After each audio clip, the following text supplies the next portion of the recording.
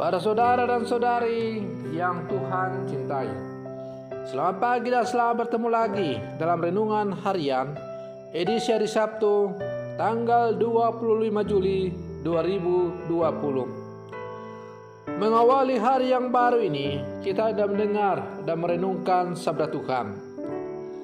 Marilah sebelum kita mendengar dan merenungkan sabda Tuhan, kita berdoa. Dalam nama Bapa dan Putra dan Roh Kudus. Amin.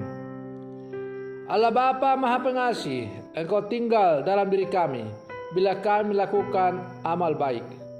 Kami mohon ajarilah kami menghayati sabdamu, dan resapilah kami dengan kebijaksanaan Putramu di jalan hidup kami.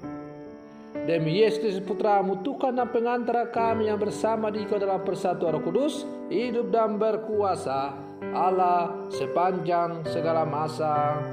Amin.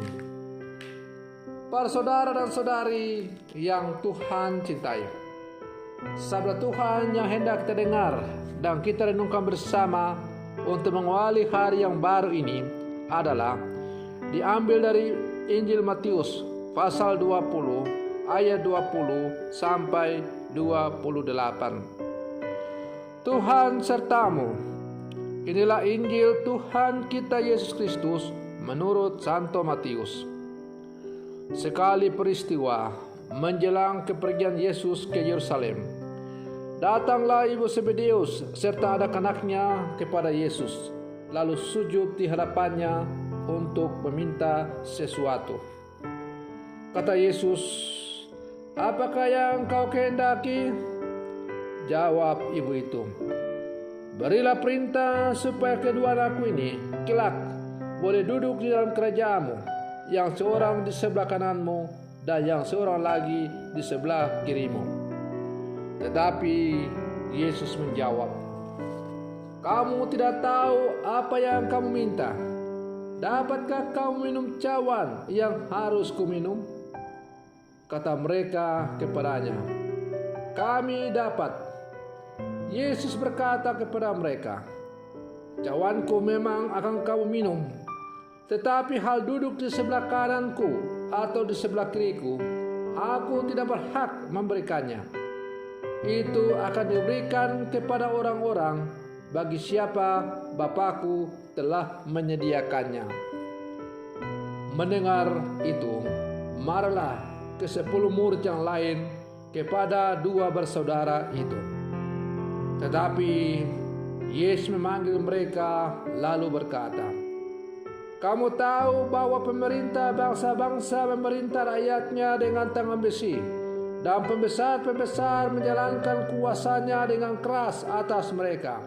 Tidaklah demikian di antara kamu. Barang siapa ingin menjadi besar di antara kamu, hendaklah ia menjadi pelayanmu. Dan barang siapa ingin menjadi terkemuka di antara kamu, hendaklah ia menjadi hambamu. Sama seperti Anak Manusia, ia datang bukan untuk dilayani, melainkan untuk melayani, dan untuk memberikan nyawanya menjadi tebusan bagi banyak orang." Demikianlah Injil Tuhan. Para saudara dan saudari yang Tuhan cintai, menjadi orang besar dan terkemuka adalah harapan banyak orang, tak terkecuali bagi rasul-rasul Yesus, secara khusus bagi Rasul Yakobus dan Yohanes. Bagi Yesus, hal ini tidak keliru. Hal yang perlu diperbaiki adalah bagaimana memperjuangkannya. Bagi Yesus, menjadi orang besar atau orang terkemuka atau orang terpandang mestinya ditempuh bukan dengan kekuasaan, tetapi dengan pelayanan. Karena dengan melayani dengan tulus hati itu, maka kita akan dikenal orang sebagai orang yang besar.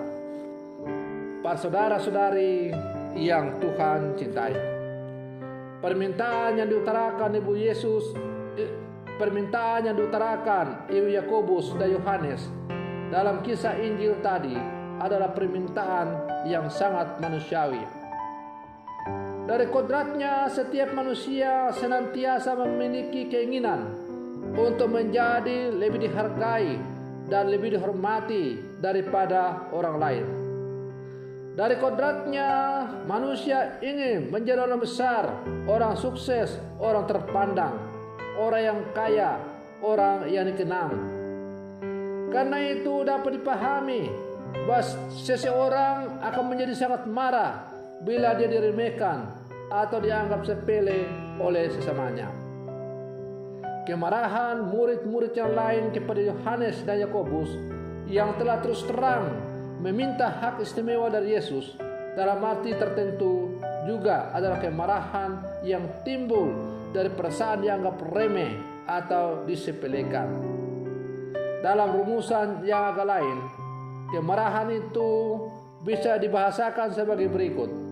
Apa sih istimewanya kamu sampai berani minta tempat yang istimewa dalam kerajaan Yesus? Apakah kami yang lain tidak layak untuk itu? Toh kita sama-sama muridnya. Mengapa kamu saja yang minta? Apakah kamu saja yang mampu, yang hebat, lalu kami yang lain tidak? Para saudara dan saudari yang Tuhan cintai, menarik untuk mendengar dan merenungkan apa reaksi Yesus. Ketika semua murid yang lain ramai-ramai memarahi Yakobus dan Yohanes, ia memanggil mereka semua dan mulai mengajarkan mereka suatu pesan penting, yakni agar mereka tidak mengandalkan kuasa dan tangan besi ketika menjadi pemimpin. Pemimpin yang baik bukanlah pemimpin yang senang main kuasa dan selalu unjuk kekuatan di hadapan rakyatnya atau di hadapan orang yang dilayaninya.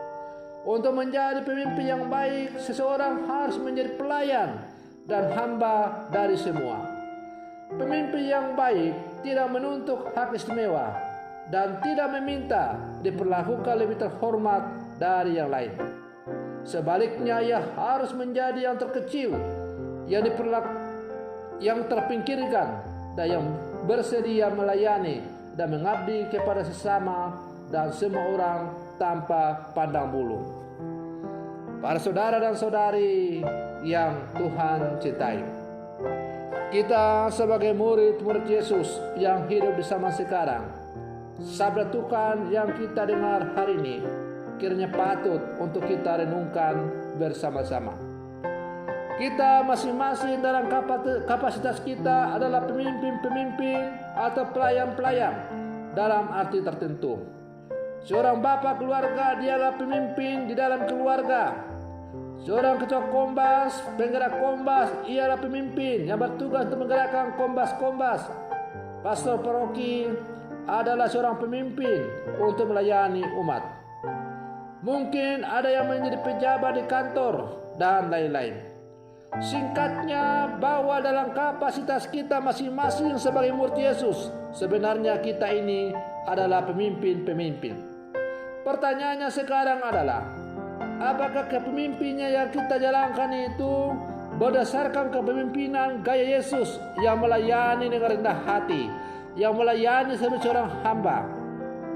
Ataukah kepemimpinan yang kita miliki masing-masing itu kita jalankan dengan penuh kuasa supaya kita dihormati oleh orang yang kita pimpin? Seorang bapak keluarga bisa saja main kuasa di dalam keluarga, main kasar sehingga ada kekerasan dalam rumah tangga dengan maksud supaya semua anggota keluarga tunduk. Seorang penggerak kombas bisa saja bermain kuasa supaya umat di kombasnya itu bisa tunduk. Bahkan tidak ketinggalan juga seorang pastor paroki bisa bermain kuasa supaya ia didengar dan ditakuti oleh umat yang ia layani. Gaya kepemimpinan dengan bermain kuasa bukanlah gaya kepemimpinan yang diajarkan oleh Yesus kepada kita, murid-muridnya yang hidup di zaman sekarang. Gaya kepemimpinan yang diajarkan oleh Yesus kepada kita adalah gaya kepemimpinan yang merangkul, yang mengasihi, yang melayani dengan hati, yang selalu menganggap dirinya adalah hamba yang tidak berguna. Karena itu, Yesus selalu mengatakan, jika kamu telah melakukan sebuah tugas dengan baik, janganlah kalian pukul dada atau sombong, tapi hendaklah kalian menunduk dan berkata, kami ini adalah hamba-hamba yang tidak berguna. Kami hanya melakukan apa yang patut dilakukan oleh seorang hamba. Karena itu, kepemimpinan yang diberikan oleh Tuhan kepada kita dalam kapasitas kita masing-masing adalah kepemimpinan untuk menjadi seorang hamba, menjadi seorang pelayan. Seperti Yesus yang datang ke dalam dunia bukan untuk dilayani, melainkan untuk melayani. Para saudara dan saudari yang Tuhan cintai, semoga permenungan saya ini untuk mengawali hari yang baru ini sungguh menjiwai seluruh kehidupan kita di sepanjang hari ini. Kita jangan hanya menjadi pendengar, tetapi juga menjadi pelaku dari sabda Tuhan itu. Semoga demikian. Selamat pagi. Tuhan Yesus memberkati.